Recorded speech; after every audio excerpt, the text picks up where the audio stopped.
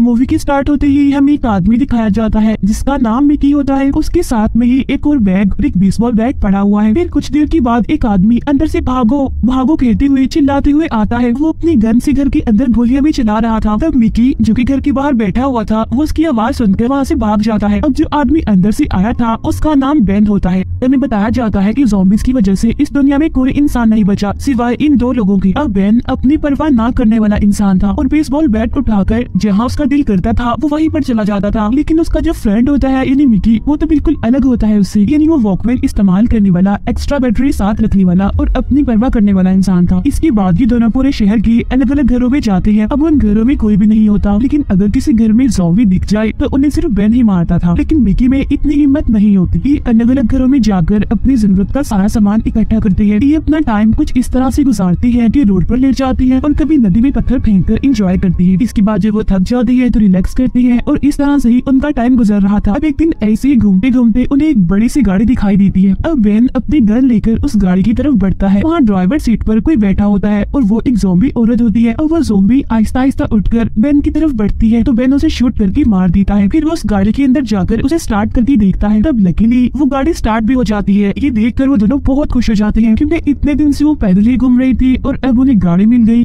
बात करते करते मिकी बेन से कहता है कि चलो मेरी फ्रेंड के घर चलते हैं। अब ये दोनों उस गाड़ी के जरिए मिकी की फ्रेंड के घर जाते हैं। तो वहाँ जाकर उन्हें पता चलता है कि वो लड़की तो कब की मर चुकी है। मिकी उस घर में जाकर उस लड़की के कमरे में जाकर बैठ जाता है। वो उन सभी मोमेंट्स को याद करता है जो कि उसने अपनी फ्रेंड के साथ गुजारे थे। मिरर पर उसकी कुछ पिक्चर्स भी लगी होती है जिन्हें मिकी उतार कर अपने पास रख लेता है। तब दूसरी तरफ बेन पूरे घर में जरूरत का सामान ढूंढने लगता है। तब उसे वहाँ पर तो वॉकी टॉकी, एक चेयर और एक पेट्रोल कैन मिलता है जिन्हें वो अपने पास रख लेता है। फिर और ढूंढने पर उन्हें वहाँ पर एक टूथपेस्ट मिल जाती है। अब क्योंकि वो उन्हें काफी टाइम के बाद मिली थी इसीलिए वो ब्रश करते हैं। इसके बाद बेन अपनी लाई हुई गाड़ी को चेक करता है तो उसे पता चलता है कि सीट को मोड़ने से लेटने की जगह बन सकती है। क्योंकि इस गाड़ी में दो लोगों के रहने की जगह है और हम यहीं पर ही रहेंगे। मिकी उसे घर में रहने का सोचता है। तब बेन उसे समझाते हुए कहता है कि जैसा तुम चाह रहे हो ऐसा नहीं हो सकता क्योंकि अगर हम यहीं रहे तो मर सकते हैं। 3 महीने हम एक ही घर में फंसकर रह गए थे। भूल गए हो क्या? तुम्हें याद नहीं है? ये बात भी भूल गई कि हमने डॉग का खाना खाया था और एक टाइम ऐसा आया था कि हमने डॉग को ही खा लिया था और यहाँ पर आकर अगर बहुत सारी ज़ॉम्बीज़ ने हमें गिरा डाल लिया तो बस हम तो गए। अब ये सब सुनने के बाद मिकी फिर से पूछता है क्या हम यहाँ पर रह सकते हैं? इस बार बेन गुस्सा होकर उस पर चिल्लाता है। इसके बाद वो लोग दोबारा से गाड़ी को जंगल में लेकर चले जाते हैं। फिर एक दिन मिकी वो वॉकी टॉकी जो उसने अपने फ्रेंड के घर से उठाई थी उसमें बैटरी डालकर चेक करता है कि आखिर कितनी दूर तक वॉकी टॉकी काम करेगा। तभी एक दूसरी फ्रिक्वेंसी से उन्हें किसी के बातें करने की आवाजें आने लगती है। यानी कोई दो लोग आपस में बातें करते हुए सुनाई देते हैं। जहाँ पर एक आदमी एक लड़की को एनी कहते हुए उससे बातें कर रहा था। ये सारी बातें सुनकर मिकी उनसे बात करने की कोशिश करता है। वो कहता है कि अगर मुझे कोई सुन रहा है तो मुझसे बात करो। तभी वो आदमी जो उस लड़की से बात कर रहा था उसे कहता है कि कौन हो तुम? तब मिकी कहता है कि यहाँ पर दो लोग हैं, मेरा नाम मिकी है और मेरे दोस्त का नाम बेन है। तुमने गाड़ी को भी ढूंढ लिया है। ये बात वो बहुत खुशी से बता रहा होता है। तो वो आदमी जो वॉकी टॉकी पर बात कर रहा था वो उनकी बातों को इग्नोर करते हुए कहता है कि आइंदा मुझसे कांटेक्ट मत करना। तब मिकी ये सुनकर काफी हैरान हो जाता है और कहता है हमारी हेल्प करने के लिए यहाँ पर कोई भी नहीं है। हम लोग बहुत सारे काम करते हैं जैसे कि मछलियाँ भी पकड़ते हैं, खाना भी बना सकते हैं। वो उससे काफी रिक्वेस्ट करता है कि प्लीज हमें भी अपने साथ ले लो। तो वो आदमी कहता है कि यहाँ पर तो पहले ही बहुत सारे लोग हैं, उनके रहने के लिए जगह नहीं है तो मैं तुम्हें कहाँ एडजस्ट कर लूँ। ये भी कहता है कि मुझसे बात करने की कोशिश भी मत करो, चले जाओ यहाँ से। फिर वो अपने साथ वाली लड़की यानी एनी से भी कहता है कि तुम मिकी से बात नहीं करोगी वरना मैं तुम्हारे साथ क्या करूंगा तुम सोच भी नहीं सकती। वो उसे धमकी लगा रहा होता है। तब एनी भी कहती है कि ठीक है आइंदा से मैं बात नहीं करूंगी। अब मिकी ये सारी बातें सुनकर काफी गुस्सा हो जाता है। मिकी कहता है कि चाहे कुछ भी हो जाए मैं उन लोगों को ढूंढ कर रहूंगा। तब बेन उससे कहता है कि ठीक है ढूंढ लेना, अगर तुम उन्हें ढूंढना चाहते हो मुझे कोई इशू नहीं है। अब 2-3 दिन के बाद मिकी दोबारा उस वॉकी टॉकी में एनिमल से बात करो कहकर चिल्लाता रहता है। तब बेन खाते हुए उसे जवाब देता है कि तुम इतने दिनों से उनसे कांटेक्ट करने की कोशिश कर रही हो लेकिन उन्हें तो तुम्हारी परवाह भी नहीं है, इसलिए तुम इस सब को छोड़ दो। मिकी उससे कहता है कि उस आदमी ने मुझे कहा था कि यहाँ पर रहने के लिए तुम्हारी जगह नहीं है तो जरूर वो किसी होटल में रुके हुए होंगे। तब ये सोचकर वो लोग सारे होटल्स को चेक करते हैं। मिकी जब एक रूम का दरवाजा खोलता है तो अंदर से 2 ज़ॉम्बीज़ बाहर आते हैं। तब बेन जल्दी से गाड़ी से बाहर निकल के मिकी को गाड़ी के अंदर बैठने के लिए कहता है। वो अपनी बेसबॉल बैट लेकर मिकी से कहता है कि मैंने तुम्हें पहले ही कहा था कि ऐसा ही होगा और तुमने मेरी बात नहीं मानी। वो चिल्लाते हुए उस ज़ॉम्बी को मारने लगता है। फिर कुछ देर बाद उन दोनों ज़ॉम्बीज़ को जान से मार देने के बाद वो गाड़ी लेकर वहाँ से चले जाते हैं। फिर नेक्स्ट डे बेन वाटरफॉल में मजे से नहा रहा होता है। तभी एक ज़ॉम्बी लड़की आहिस्ता आहिस्ता गाड़ी के पास आ रही होती है। उस गाड़ी का दरवाजा थोड़ा सा खुला हुआ था इसीलिए वो ज़ॉम्बी लड़की हाथ अंदर डालकर मिकी को पकड़ने की कोशिश करती है, लेकिन अचानक से मिकी की आँख खुल जाती है। वहाँ से हटकर दूसरी तरफ हो जाता है। जल्दी से वॉकी टॉकी निकाल कर बेन को बुलाने की कोशिश करता है। अभी मिकी उस ज़ॉम्बी लड़की को देख ही रहा होता है कि अचानक से उसका सर ब्लास्ट हो जाता है। किसी और ने नहीं बल्कि बेन ने ही उस पर गोली चलाई थी। ये देखकर मिकी काफी शॉक हो जाता है। इसके बाद वो वहाँ से निकलकर करीबी बनी कुछ जगहों पर जाते हैं। पहले वो एक स्कूल में जाती है, लेकिन हमेशा की तरह वहाँ पर भी कोई नहीं होता। फिर वो एक घर में जाती है और वो घर भी बिल्कुल खाली होता है। अब मिकी चाहता था कि वो भी इसी तरह के घर में रहे और एक नॉर्मल लाइफ गुजारे बाकी इंसानों की तरह। इसीलिए वो पास आकर कहता है कि चाहे कुछ भी हो जाए, आज रात तो हम यहीं पर ही रुकेंगे। उस रात मिकी सोने से पहले फिर से वॉकी टॉकी उठाकर बोल रहा होता है कि एनी तुम हो, प्लीज मुझसे बात करो। तो वो लड़की आगे से जवाब देती है कि अगर मैं तुमसे बात करूंगी तो इन लोगों को पता चल जाएगा और वो मुझे यहाँ नहीं रहने देंगे, इसीलिए प्लीज मुझसे बात मत करो। उधर बेन गाने सुनता हुआ डांस कर रहा होता है, लेकिन उसके हाथ में पिस्टल भी होती है। घर के बाहर जंगल की तरफ जाने लगता है। वहाँ जाकर वो एक ज़ॉम्बी को देखता है जिसे की बांधा गया था। अब बेन आराम से उसके पास जाकर बैठ जाता है और सिगरेट पीते हुए उसे देख रहा होता है। फिर वो ज़ॉम्बी को खोलकर उसे खींचते हुए मिकी के रूम में छोड़कर बाहर से दरवाजा बंद कर लेता है और ज़ॉम्बी आ गया कहकर चिल्ला रहा होता है। तब मिकी डरकर दरवाजा खोलने का कहता है, लेकिन बेन तो दरवाजा खोलता ही नहीं और वो तो उल्टा हंस रहा होता है। फिर कुछ देर के बाद वो दरवाजा खोलकर देखता है कि मिकी की पूरी बॉडी पर खून लगा हुआ है और साथ में वो ज़ॉम्बी मरा हुआ पड़ा है। अब बेन यहाँ मिकी को कहता है, अरे वाह, तुमने तो ज़ॉम्बी को मार दिया। ये कहकर वो हंसने लगता है। अब मिकी को तो पहले ही गुस्सा आता है, इसीलिए वो बेन को पकड़कर उसे भी मारने लगता है। ऐसा करने की बात वो घर से बाहर निकल जाता है। अब बेन भी उसके पीछे पीछे जाता है। मिकी थोड़ी दूर जाकर रोने लगता है। वो कहता है कि कल रात मैंने उस लड़की से बात की, लेकिन उसने मुझे कहा कि प्लीज मुझसे बात मत करो।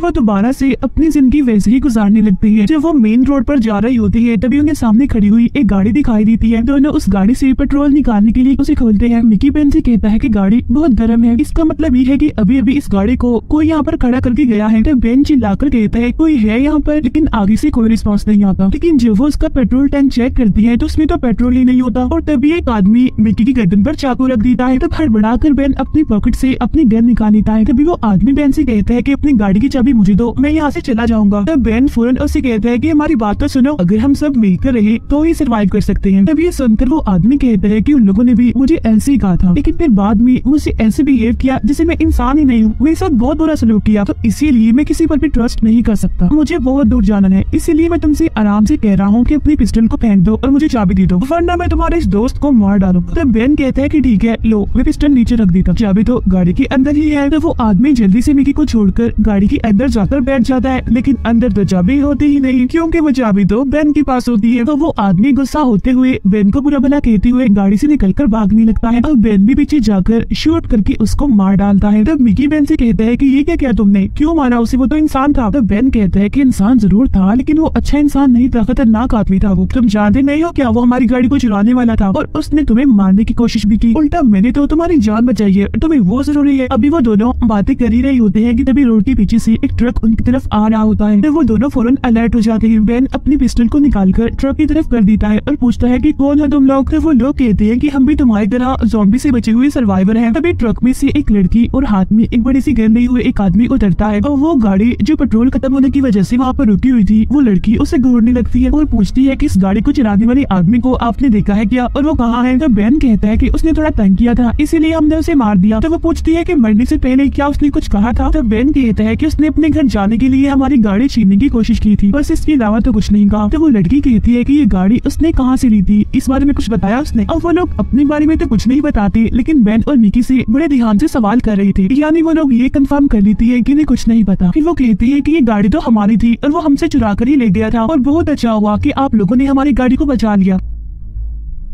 तभी मिकी उसके पास जाकर उसे पूछता है कि आपका नाम एनी है। अब एक सेकंड के लिए तो वो लड़की चुप रहती है, लेकिन फिर वो उसे पूछती है ये तुम क्या पूछ रहे हो। वो उसे दोबारा पूछता है तुम्हें होना है नहीं। फिर वो उसे ये भी कहता है कि मैं आपसे बहुत बार वॉकी टॉकी पर बात भी कर चुका हूँ। लेकिन तभी अचानक से वो लड़की पिस्टल निकालकर बेन के पाँव पर शूट कर देती है। पीछे खड़ा हुआ आदमी भी बेन को अपनी गन पॉइंट पर ले लेता है। वो लड़की यानी एनी भी गन लेकर मिकी के पास आती है और उससे कहती है कि मैंने तुम्हें कहा था ना कि मुझे ढूंढने की या मुझसे कांटेक्ट करने की कोशिश मत करना। फिर वो पिस्टल दिखाकर उसे गाड़ी की चाबी मांगती है और वो उस गाड़ी की चाबी चाबी को वहाँ खेत में फेंक देती है और कहती है कि हमारे बाद उस चाबी को ढूंढ लेना। उनके जाने के बाद मिकी उस चाबी को ढूंढने के लिए खेत में चला जाता है। तब देखते ही देखते वहाँ पर अंधेरा छा रहा था, लेकिन चाबी अभी भी नहीं मिली थी। तब वो लोग डिसाइड करते हैं कि क्योंकि रात होने वाली है इसीलिए वो चाबी को कल ही ढूंढेंगे। इसके बाद वो दोनों गाड़ी के अंदर जाकर बैठ जाते हैं। रात को जब वो सो रहे होते हैं तो उन्हें कुछ आवाजें सुनाई देती है। आँख खुल जाती है। फिर वो नाइट से रोड पर देखती है कि वहाँ पर बहुत सारे ज़ॉम्बीज़ हैं जो आहिस्ता आहिस्ता करके इनकी गाड़ी के पास ही आ रहे हैं। तब मिकी फौरन घबराते हुए कहता है कि चलो जल्दी से यहाँ से भाग चलते हैं, लेकिन गाड़ी की चाबी तो होती नहीं क्योंकि वो तो खेत में गिरी होती है। तब बेन कहता है कि मैं कैसे भाग सकता हूँ क्योंकि मेरी टांग पर तो चोट लगी हुई है। वो मिकी से कहता है सिर्फ तुम ही बचकर निकल सकती हो, इसीलिए तुम यहाँ से बचकर भाग जाओ। तब मिकी कहता है कि नहीं, मैं नहीं जाऊंगा, बहुत सारे ज़ॉम्बीज़ हमारी गाड़ी को घेर चुके हैं, इसीलिए गाड़ी में रहना ही हमारे लिए सेफ होगा। सुबह उठकर वो देखते हैं कि गाड़ी के बाहर से बहुत सारे ज़ॉम्बीज़ उनको देख रहे हैं और अपने हाथों को शीशे पर रगड़ रहे हैं और वो सोच रही होती है कि आखिर गाड़ी से कैसे निकला जाए। दोनों गाड़ी के अंदर बुरी तरह फंस चुकी है। अब बेन गुस्सा होकर मिकी से कहता है कि तुमने उसे एनी कहकर परेशान किया और इसी वजह से आज मेरी टांग का ये हाल है, ये सब तुम्हारी वजह से हुआ है। तब मिकी कहते हैं कि गाड़ी को दो वायर से कनेक्ट करके स्टार्ट नहीं कर सकती जैसा कि फिल्मों में होता है। तब बेन कहता है कि ऐसा रियल लाइफ में नहीं होता, सिर्फ फिल्मों में ही होता है, और अगर गाड़ी की वायर को खींचा तो गाड़ी खराब हो सकती है और अगर बाद में चाबी मिल भी गई तो हम कुछ नहीं कर पाएंगे। और वो सोचती है कि गाड़ी के अंदर पड़े हुए पानी को वो कितने दिन चलाएंगे, एक आदमी कितने दिन ये पानी पी सकता है। अब ये सारे ज़ॉम्बीज़ गाड़ी से बाहर खड़े होकर उन्हें देख रहे थे, जो कि मिकी को बिल्कुल भी अच्छा नहीं लग रहा था। इसीलिए वो सारी विंडो को ब्लैंकेट्स और कपड़ों से कवर कर देता है ताकि वो ज़ॉम्बीज़ उन्हें देख न पाए। अब वो अंदर ड्रिंक करते हुए, स्मोकिंग करते हुए बड़े मजे से अपनी जिंदगी गुजार रहे होते हैं, इस बात की परवाह किए बगैर कि बाहर क्या चल रहा है। वो ताश भी खेलते हैं, सिंगिंग करके एंजॉय भी करते हैं काफी। फिर बेन मिकी को काफी इंसिस्ट करता है और उसे कहता है कि जाओ तुम चाबी ढूंढो, मुझे पता है कि तुम चाबी जरूर ढूंढ लाओगे। समझाता है कि अगर तुम्हें बाहर जाकर भी चाबी ना मिली तो यहाँ से भाग जाना, यहाँ वापस मत आना, ज़ॉम्बीज़ में आकर वापस मत फंस जाना। तो मिकी उससे कहता है कि तुम्हारे अलावा मेरा कोई भी नहीं है, इसीलिए मैं वापस जरूर आऊंगा। अब चाबी को लाने के लिए मिकी सनरूफ खोलकर बाहर निकलता है।